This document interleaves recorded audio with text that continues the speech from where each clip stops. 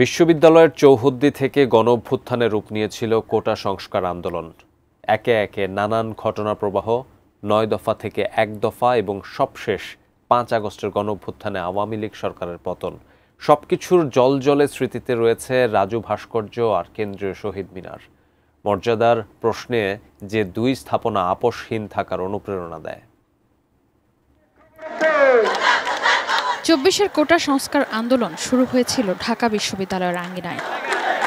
বিশ্ববিদ্যালয়ের কেন্দ্রীয় গ্রন্থাগারের সামনে থেকেই শুরুর দিকে কর্মসূচির ঘোষণা দিতেন শিক্ষার্থীরা। পরে রাজধানীর বিভিন্ন পয়েন্টে ব্লকেট কর্মসূচির ঘোষণা আসতে থাকে শাহবাগ মোড় থেকে। বিকাল ৩টা থেকে বাংলা ব্লকেট কর্মসূচি ঘোষণা করা হলো। এরপর রাজু ভাস্কর্যের সামনে অবস্থান নিতে থাকেন শিক্ষার্থীরা।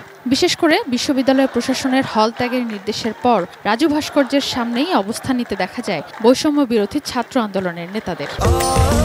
স্বাস্থ্যকর অল টাইম ফ্যামিলি কেক, সব সময় অল টাইম হেলদি লাইফ। সুস্পষ্ট অবস্থান, কোনো রাজাকারকে আমরা রাজপথে দেখতে চাই না। তবে ১৬ জুলাই ছাত্রদের মাঠ ছাড়া করতে উঠে পড়ে লাগে বর্তমানে নিষিদ্ধ ঘোষিত ছাত্রলীগ।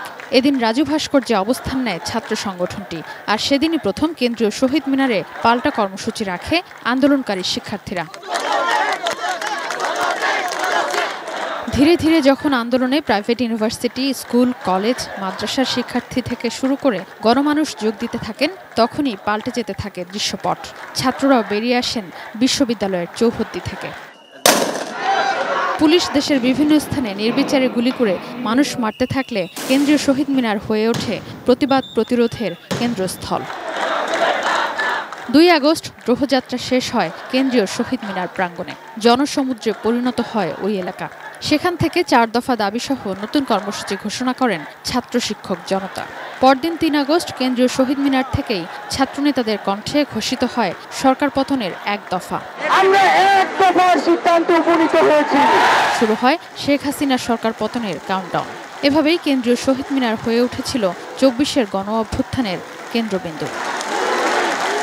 Sadia Afroz, ATN news, Dhaka.